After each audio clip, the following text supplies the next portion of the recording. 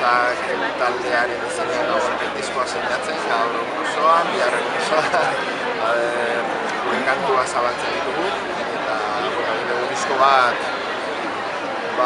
nahiko originala, nahiko divertigarria ere bai, baina berean nahiko tabua izan den gaiari buruz, Euskal Herrian jende asko gara Larry Motz, Mantxurriano, Koreano, Ezurbeltzen seme-alabak, eta orain arte ematen du lotxatuta bizi behar gendula edo akonplejatuta jende asko, baina orain kantatzen dugu eta euskeraz gainera, ezta? Euskal humore horrekin gatoz, eta disko pila zantzen da. Entxe pozik eta azoka hau bizitzera, jende guztia bezala.